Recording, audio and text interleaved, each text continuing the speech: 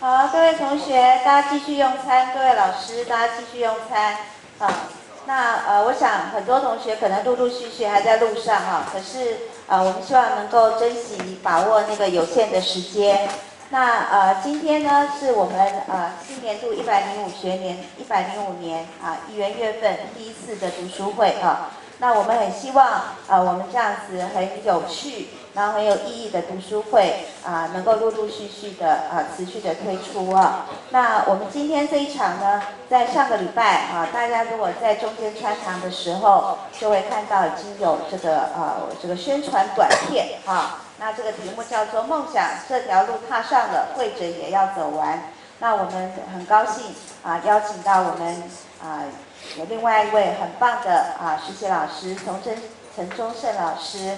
那他其实呢真的很愿意用他的这个梦想这本书，我想他很深刻的去阅读，有很深刻的体会。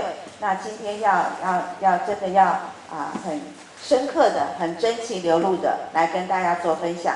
好，那放下你的筷子还有汤匙，我们用热烈的掌声欢迎陈老师。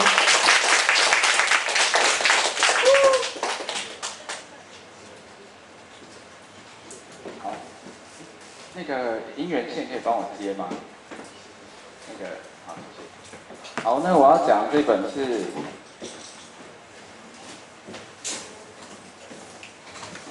就这本叫《梦想这条路踏上了，跪着也要走完》。好，那这一本书呢，前阵还蛮流行的，也蛮有名的。它是一个背包客叫 Peter Su 写的。那他就是去了很多个国家，然后呢，在很多个国家里面拍了很多照片，然后呢，就在书里面分享他中间的一些经历和心得，有一些人生感想等等的。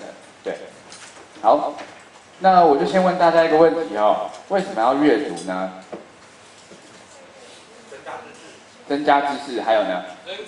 增广见闻，打发时间，充实自己，让生命更美好，创造未来。很好，太多了，很好。好，为什么要阅读呢？其实，在书里面呢，有很多你可能一些平常不会去想的一些事情。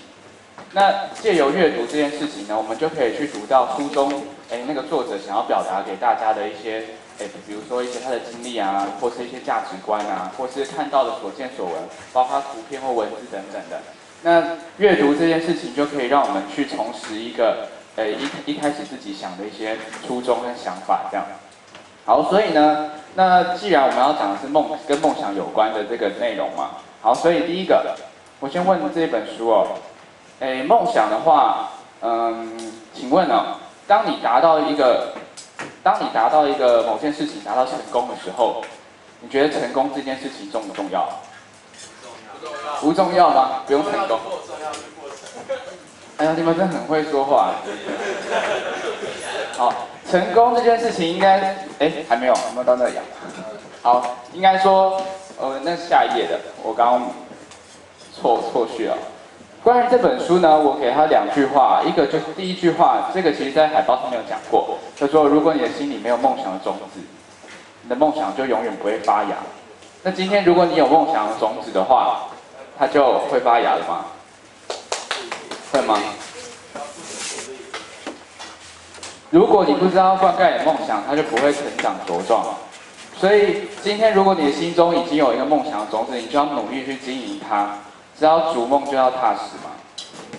好，所以刚刚我刚后来要问的是这个，成功重要吗？很重要。那有没有什么东西是比成功更重要的？你们几班的很会说话。比成功更重要。我们先看一下那个 Peter Su 这个作者，他在书里面其实分享了一句话，分享了某一个很有名人爱因斯坦。你们觉得爱因斯坦有听过他的名言吗？上帝不会只裁。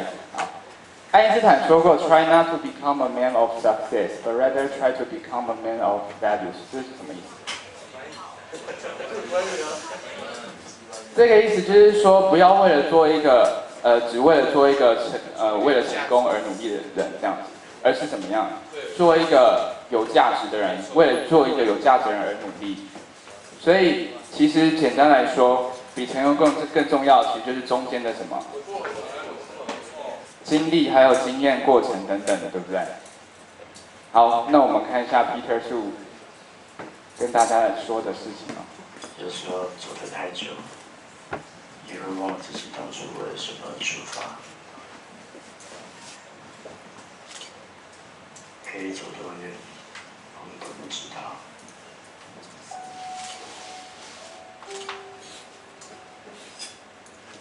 如果说人生中像有一段路需要有人走，那就一个人勇敢地走完。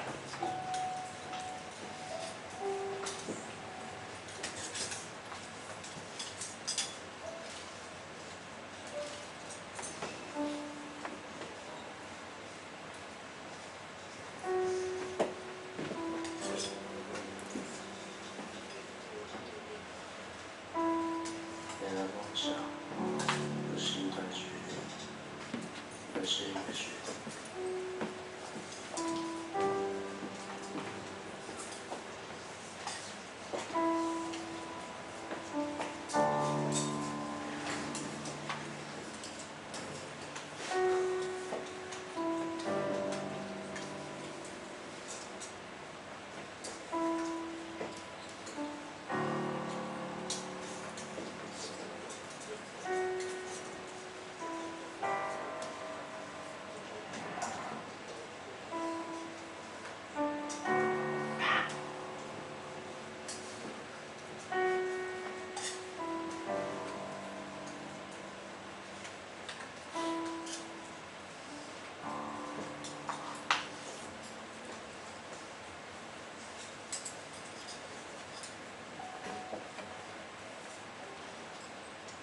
好，这是 Peter Su 在YouTube 上面就是分享给大家一段影片。最后影片他2句话说什么？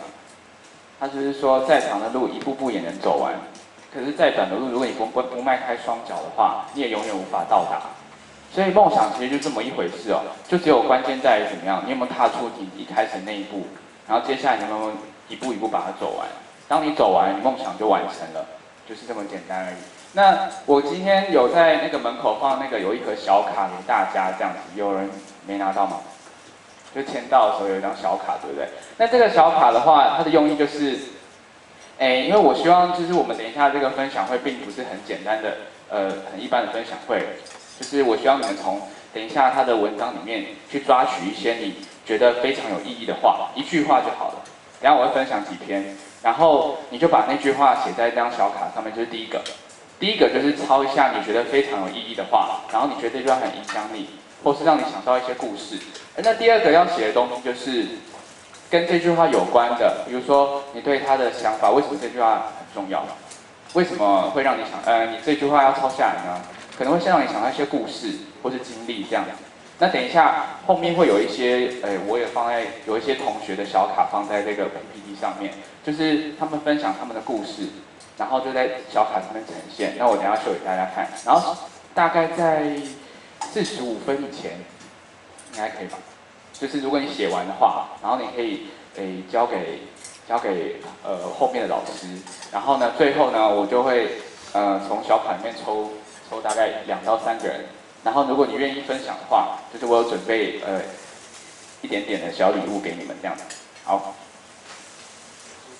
接下来第一个这个的主题叫做流浪，跟梦想有关。我们踏上旅途嘛，那流浪这件事情呢 ，Peter Su 怎么说呢？好，这是前言呢。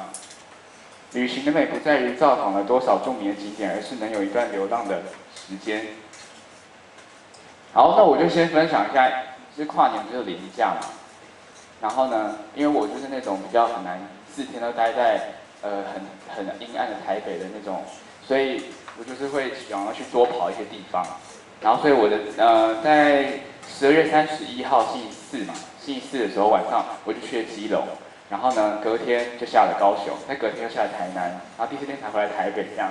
所以这个是我去这一次去高雄拍的，你知道这是哪里吗？旗津，你们怎么都知道？高雄人吗？好，这是旗津附近那个叫西子湾嘛。好，然后呢，这个是西子湾的一些照片这样子。左边这个是新建的一个教堂哦，它有点哥德式的这个建筑这样子，然后它是其后教会。然后接下来我就去了这个叫做旗津星空隧道，这是在附近一个比较少人去的一个景点吧，因为它一开始其实并不是很多观光客去这样，可能没有人发现这个景点，然后后来就是有走到这里，然后穿过之后，这是它的隧道里面，穿过之后，这里有一个弯。那这里为什么要特别拍这一张呢？是因为你看到这边不是有一个凹进去的地方嘛？放大来看的话，这是有点像一只猕猴，就是常常会有人说，就是很像这里做一只猕猴要眺望着远方的海这样。然后就是分享一下最近去的一个地方。好，那我们要进入这个章节了。这个一开始的主题就是流浪。那作者说什么呢？他说：“有时在这如同大海般的人生里，唯有不挣扎，也才能顺着漂流到那块浮木。最后，慢慢的，我们又发现，生活其实就像海浪。我们用力抵抗它的时候，可能会遍体鳞伤。可是，如果你纵身投入，随着那个海浪随波逐流的时候，可能就会很安全的流出。”那这边他就说到他回忆他当年背包客的事情，这样子拍了很多照片等等。那就是他其实在这6000张照片里面，6000多张照片里面，其实有很多的回忆都在这6000张照片里。那最后他没有办法把这些事情用文字打出来，所以他最后给这6000张照片下了一个定义。他的定义就是：旅行的美不在于造访了多少著名的景点，而是能有一段流浪的时间。所谓流浪呢，有时候不一定要真的要去旅行。所谓流浪，有可能你今天比如放学没有事，那你今天公车，比如说你要回家的路上，要搭公车好了，你就可以不一定要选在你原本预定要下的那个站下车，你可以中间随便选个站就下车，然后用走的走回家这样。这就是一个很简单的流浪。可是你在路上是不是就可以看到跟平常看到的很多不一样的事情和风景等等的？那我们等一下来看看其他学生，有一些同学他们是怎么来诠释这个流浪的。这个是我之前在附中的时候，当实习老师，然后也给他们做同样的事情，就是我在我每次课前就会发文章给他们，然后还有小卡，然后也是请他们就是像我现在要这样子做的事情一样，然后呢，他就抄了这一段，能有一段流浪的时间。他说我自己喜欢骑着脚踏车，然后到没去过的地方晃晃，有时喜欢骑在宽广路上，有时喜欢骑进小路里看看巷弄的风景、巷弄的天空、巷弄的人们。我喜欢这段时间，我喜欢在那时无拘无束的自己。果然有时候还是要一个人去流浪，这就是一种很简单的流浪，很简单的旅行，不一定要真的要安排行程出去。有时候你完全没有想过要去哪里的时候，直接走出去，那就是一段很特别的行程这样。那第二个同学他这样说，因为他之前，这个故事他是有前提的，他那个暑假，曾经暑假2个月，他去他去英国啦，然后所以他有时候就是英国2个月没事的话，也没有安排行程嘛，那么长的时间，所以他就怎么样，就是像这样，他没有安排的跟作者一样，每天早上出门前可能会先选定一个景点，然后其余的时间就到景点的附近随意乱逛。用最贴近当地人的生活方式来感受这座城市。果不其然，不出几周的时间，他就能跟英国的大学生打成一片，一起聊天，一起野餐，这样。你们刚刚在看右下角他的名字吗？那是他自己给自己的绰号啦，所以那个不太重要。这个也是很怎么样，没有行程、没有安排的，很简单的一个小流浪。那这个是另外一个，他没有写成小卡，但是就是用打字的方式，他也是选同一段啊。那他就说，因为在生活中琐碎的小事能让生活更有新鲜感，哪怕是发呆在巷子远望，或是很简单看到邻居的笑容，在这些事里，你可以看到人生的意义在哪，追求什么样的目标。我问你们哦，你们早上出门的时候会跟邻居打招呼吗？会跟邻居说早安的举手。只有1个人、2个人、3个人、4个人、5个人、6个人、7个人，而其他人看到邻居就是赶快把头撇开，然后自己走自己的。其实你知道吗？微笑这种东西是会传染的。等一下我会在下一个章节会讲到微笑这个事情哦。接下来呢，这个篇幅说到了一辈子最好的旅行，就是在一个陌生的土地找到一个失去已久的感动。一个人上路自由自在，没有牵绊，背上包包，带上自己，有多远就走多远。而且当你一个人走路跌倒的时候，旁边没有人，所以你不会抱怨，你会继续站起来走。你想想看哦，不管伤有多痛，你也要靠自己的办法都撑过。相同的人生是自己选的，不管路有多远，即使以后会跌倒、会受伤，也都要学会自己承受、自己疗伤，因为我们都是这样才学会长大的。小时候，可能旁边有人的时候，你可能就哭给他看，叫他扶你起来吧。可是今天旁边都没有人，你跌倒了，你会在那边哭，然后呢，永远都不起来吗？就不会，你还是会自己爬起来嘛，只是会痛而已。所以其实之后你面临到的很多事情也是这样子，并不是旁边人没有必要扶你一把，没有必要帮你。所以很多事情你不用怨天尤人，说为什么我一个人这样子，然后呢别人都不帮我。其实每个人都是一样，只要靠自己站起来，再继续往前走。你在旅途中，比如说你订不到回来的车票，那我问你，你就不回来了吗？然后就是之后就待在那里，然后呢学校就不用来了这样子，好像很希望这样，对不对？不过不行哦，就是很多旅行你走上去了，你不会中断，你会继续把它走完。这些事情就是像这样子，很简单。好，那我要继续下一页了。那学生们呢，他们就讲到了这2句话。第一个，他对这个感想是，有时候出去会想要自己享受独自一人的时光，没有人打扰，可能会发现一些新奇的事情、事物，从中体会它的意义，不用在意别人的看法，也不会有牵绊。那另外一个人呢，他就说到了，这里刚刚讲到走路跌倒的时候嘛，有了别人就会牵拖，有了别人就会赖给别人，有了别人就只会坐享其成。不要妄想别人会一直帮你解决问题，有时靠自己也比较实在。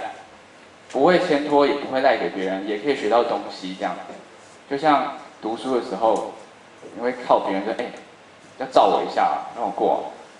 就是如果那个人他也读得乱七八糟的话，你们就会两败俱伤。好，那我这边要分享的是，就是旅程的。我刚刚是分享最近的嘛，其实我去台南、高雄，不止去1次了。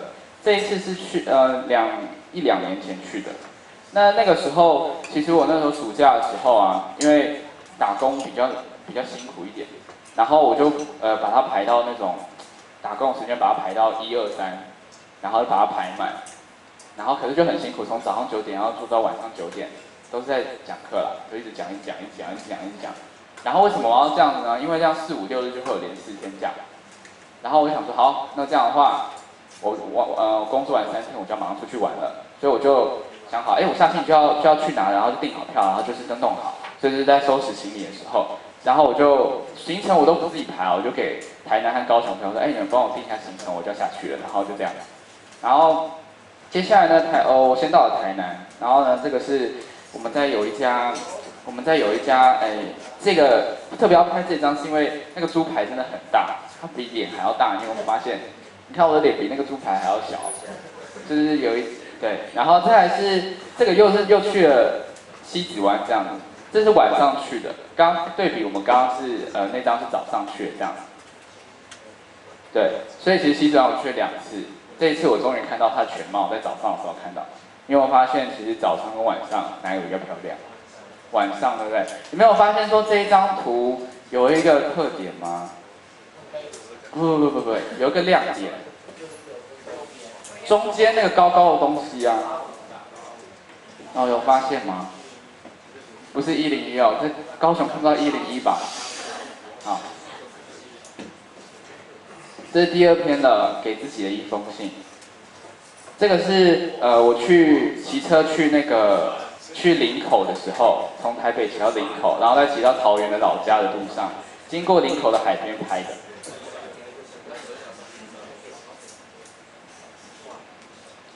好，那这边呢，我念几句就给大家就好了。第一个，他写说 ，The course of life never did run smooth， 人生的道路永远不会是平坦的。一开始呢，你看啊，如果我们曾对生活感到疑惑，可能会发现其实生命本是一道无解的题，你的我的或许不同，有冲突，有排斥，喜欢，甚至反被吸引，然后每个人答案也都不一样等等。那你看呢，无论我们走在哪一条路，都会是一种领悟。有时候走得太久，会忘了自己当初为什么而出发。走得太累，并不是因为走得太远，可能是背负得太重。那旅途中有一些人、有一些事、有一些声音会出现在你的生活里。那接下来呢，他后来说到哦，所以在迷路时，只能不断提醒、告诉自己说，想想当初自己为了什么而坚持。放弃其实并不比坚持容易多少，只是比较方便而已。而坚持其实并不比放弃困难多少，只是不愿改变而已。这两句话非常的对称哦。坚持和放弃就是一线之隔，你选了放弃，跟坚持差在哪呢？放弃就只是比较轻松一点。为什么？它就只是方便一点而已。可是坚持其实也没有困难多少，它只是不愿改变。然后我讲一下我之前社团的时候，就是我曾经也是有在我高中的时候就放弃了我原本的那个社团，这样就是转社了。结果后来他们惩罚的时候我没有跟到，就是我就还蛮遗憾。这个可是我当初放弃的很轻松啊，结果后来意想不到。那我大学的时候我又参加另外一个社团，也是在有一个瞬间，我在要坚持还要放弃的时候，最后因为某些因素我就坚持下去之后，我发现我看到的东西就比我想象中还要更多，就是很意想不到的收获这样子。如果人生中总有一段路又需要一个人走，那就一个人勇敢的走完。人生最精彩的不是抵达梦想的瞬间，而是坚持走在梦想道路上的过程。有些路不走，你永远不知道会有多美，所以就继续向前走吧。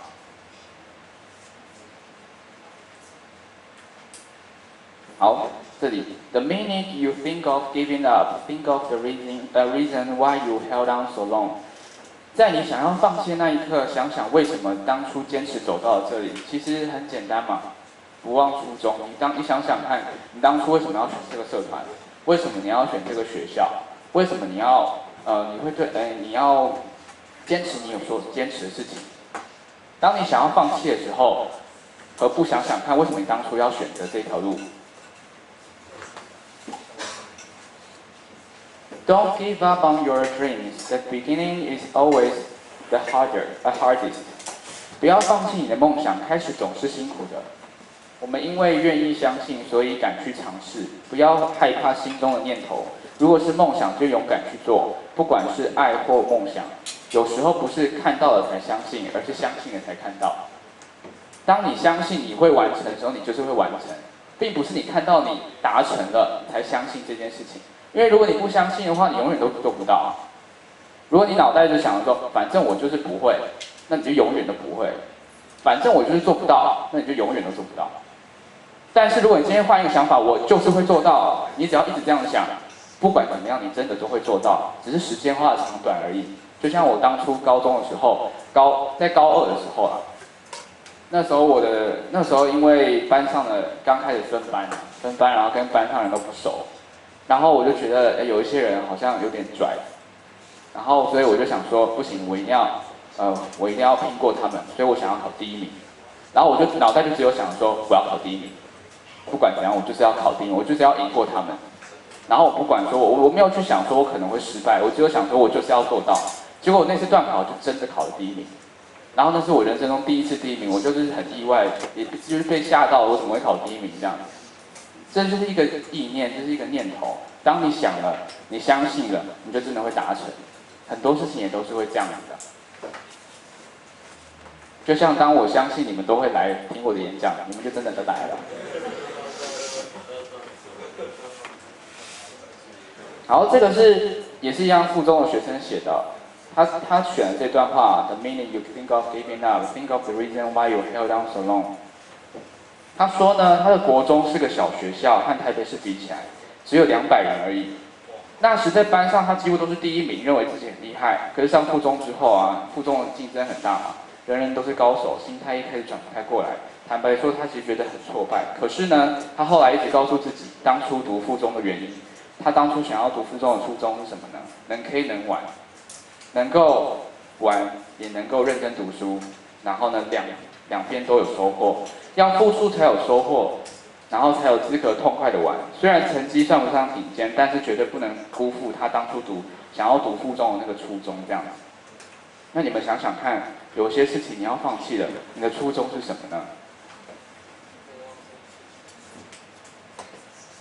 旅行是为了遇见风景，也是为了遇见惊喜。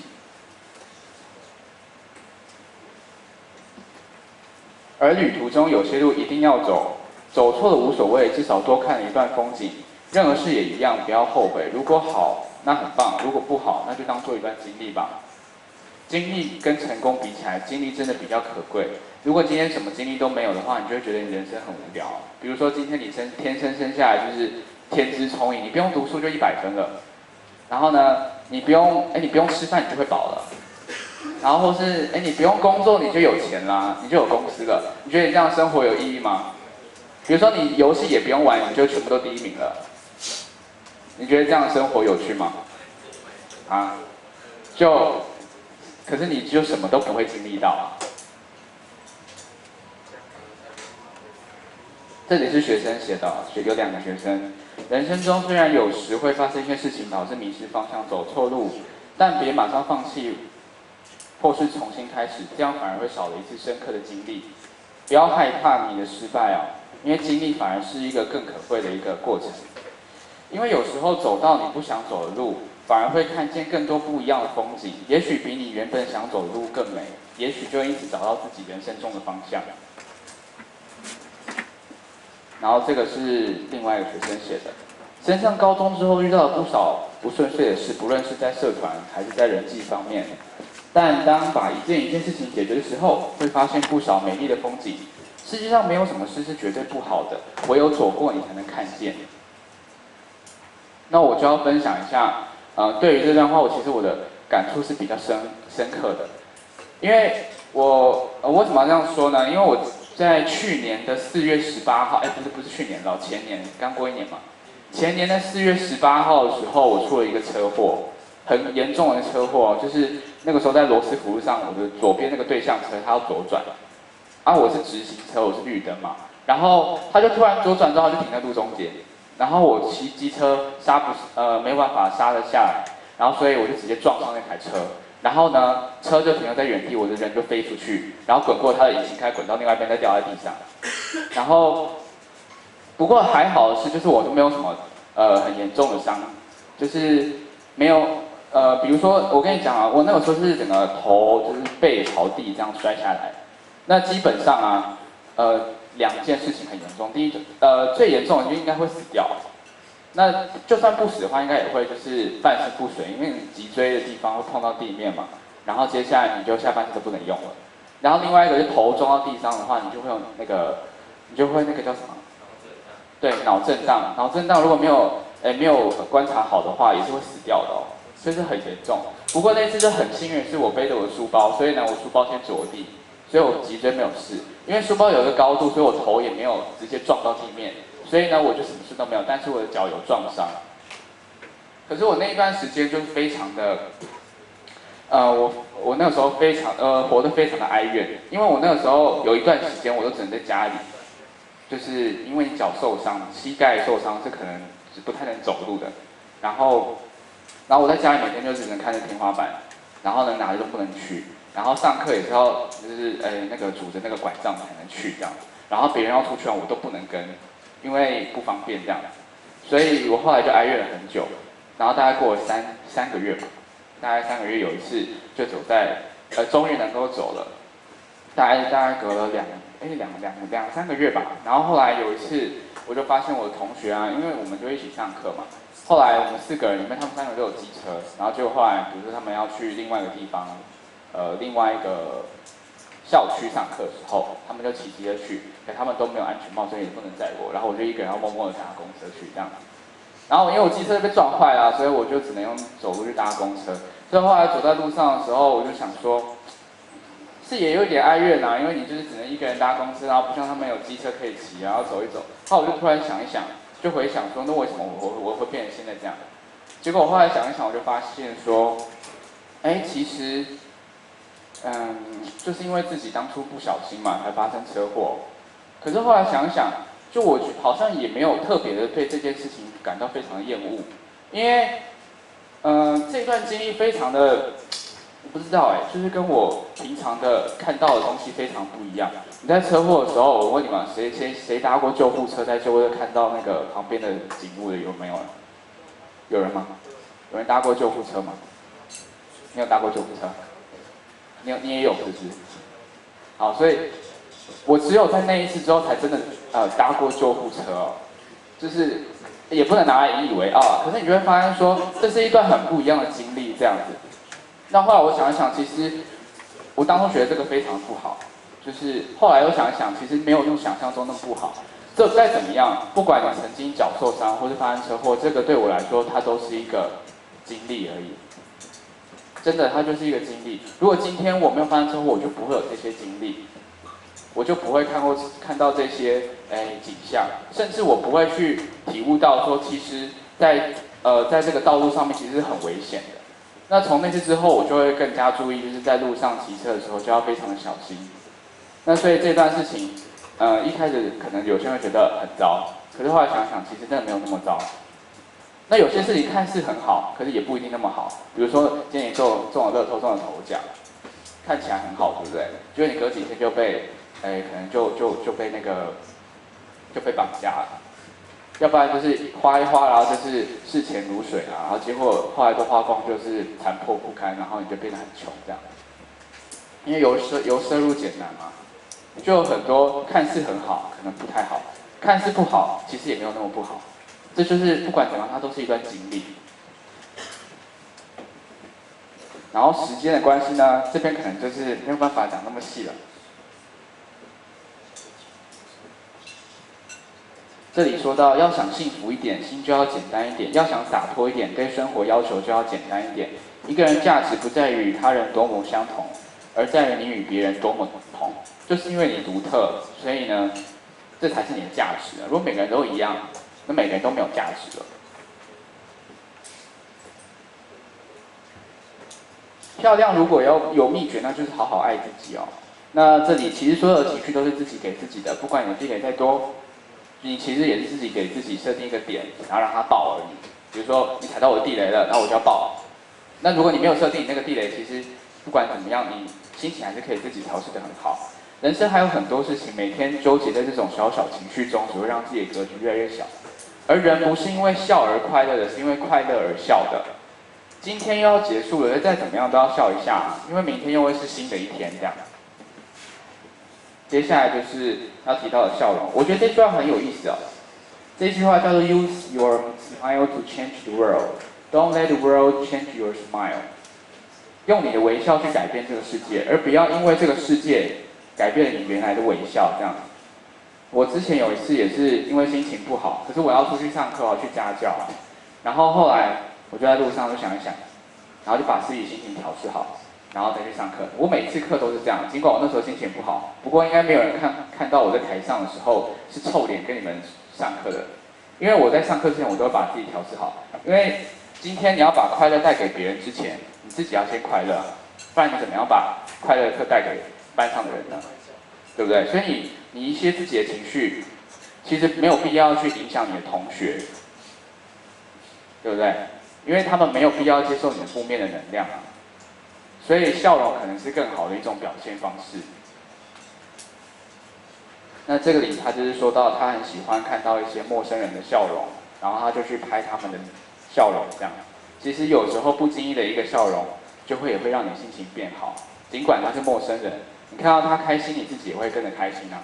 那你自己开心，其实别人看到你那他其实心情会跟着变好。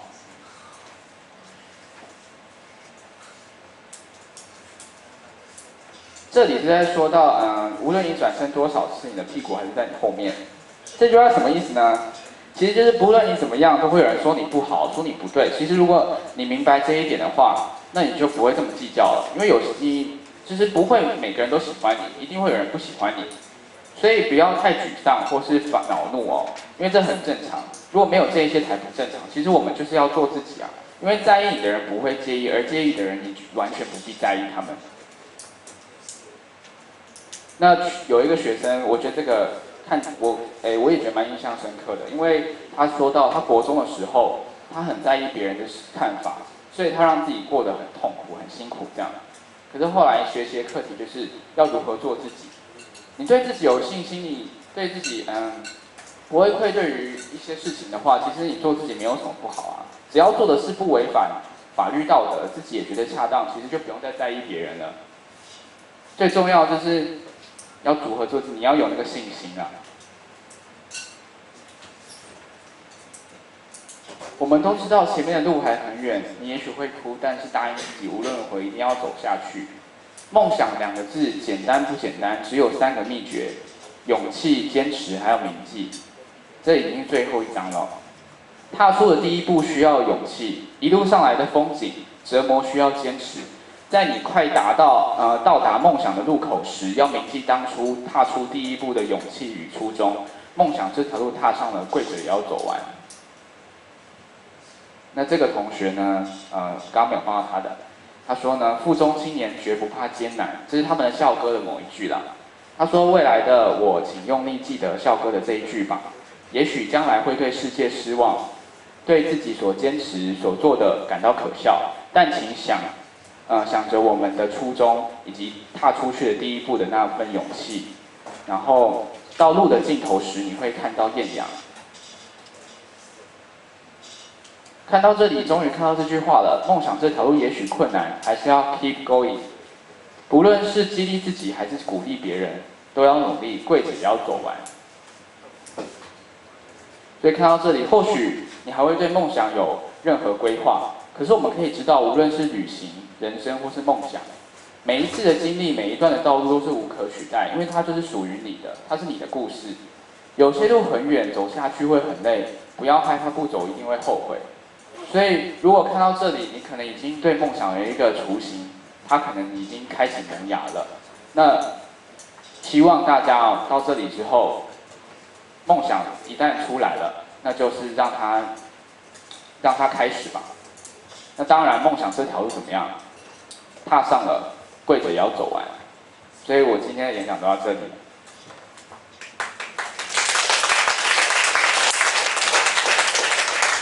然后那个小卡的话呢，因为都在你们手上嘛，那我们就采自愿的好。有人想要分享自己手上写的，他刚刚看到的话，还有他写的一些经历吗？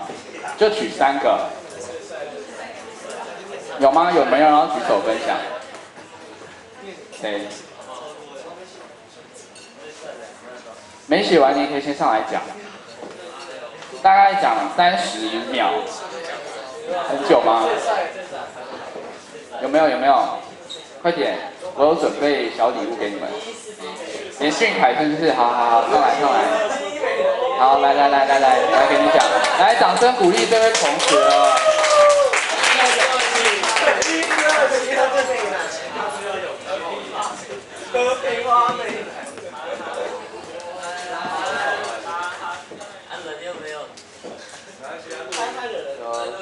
有时候我们人生会遇到很多事情，难过也好，开心也好，但我们有时候有些东西我们会一时想不明白。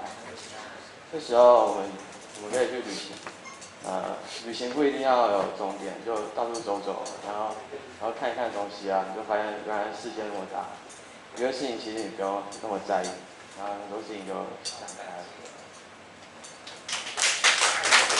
谢谢。我们颁一下奖好不好？来，你怎么走了？这是给你的小礼物。好，还有吗？还有没有人要？还有了吗？萧雨杰，你要不要？你蓄势待发。你还没写完，那你要不要先讲？有想法就先讲，等下再写。我还在想。还在想，啊，谁已经想完了？林文馨，你要不要讲？好了，我知道了，你在等我叫你，对不对？好，听你快点啊！我知道你写很多啦。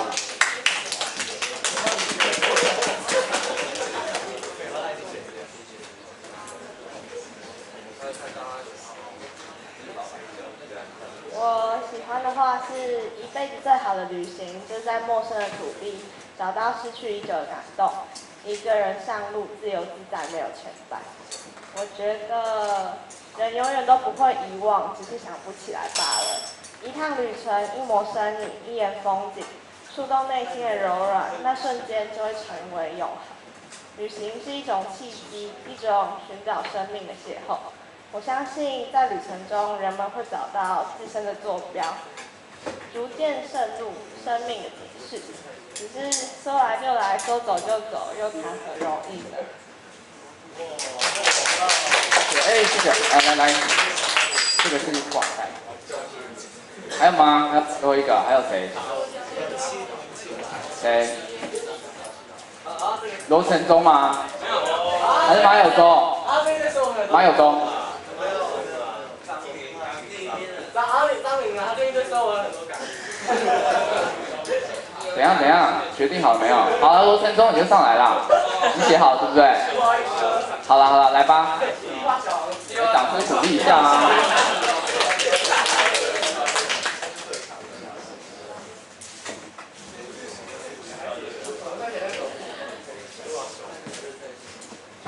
就是啊，我觉得这个我喜欢一句，就是无论你转身多少次，你的屁股就是在你的后面。然后呢，这句话也就是说，我们不可能讨好每个人，所以说只要认为自己是对的事情的话，你就坚持去做就好。然后呢，就做好做满，爱得你所爱，爱你所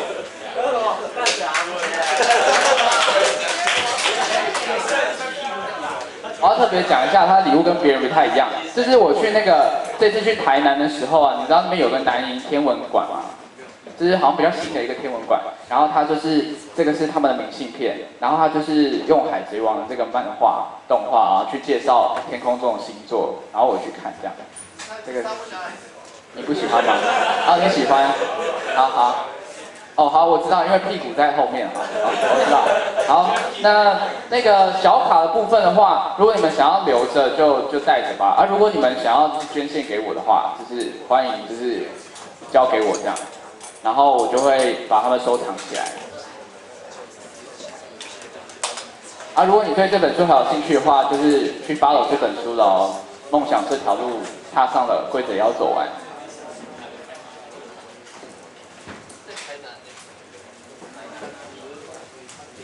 好，我们再次用热烈的掌声，谢谢陈老师，也谢谢刚刚分享的同学哈。那我想呢，这个钟胜老师其实针对这本书，我觉得应该给大家很多的启发。所以如果你手头上有这些小卡的话，不妨呢就捐献出来。下一次呢，钟胜老师不晓得在什么地方，还要再分享这本书的时候，你的加言美句一定会在他的 PPT 上面啊。所以呢，我今天听到大家的分享，我也非常开心。那我们要谢谢钟胜老师为我们的分享，也谢谢我们同学们的参与。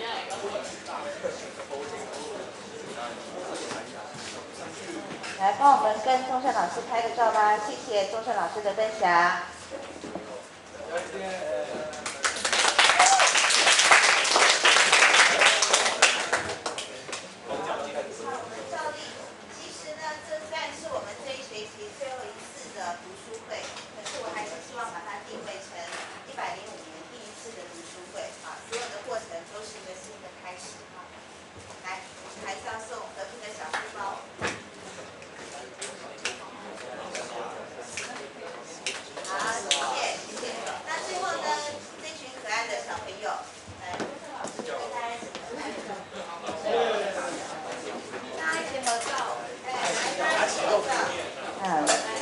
很可爱的17老师，对不对？好，来，不一起拍照你就可惜了。来，这个同学可以过来。大家可以坐挤一点嘛哈，大家都很瘦，对不对哈？那后面的到前面来，我们可以坐近一点，坐近一点。后面的到同学到前面来。3排就好哦。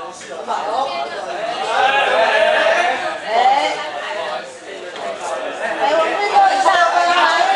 拍照这么扭捏，大家都是帅哥哎，没有人敢站在你的旁边，所以你要反省。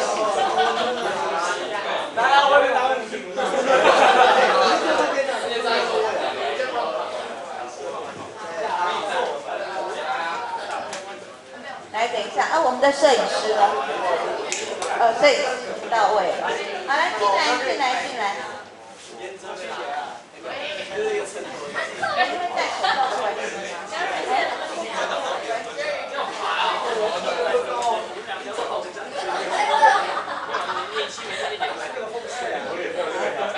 站过来，刚好坐我。看那厉害的时候，要比看那边哦。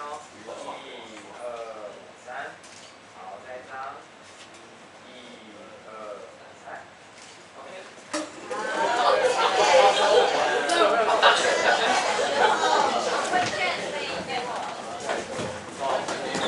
好，记得离开的时候把回馈单留下来，还有你想要贡献你的小卡。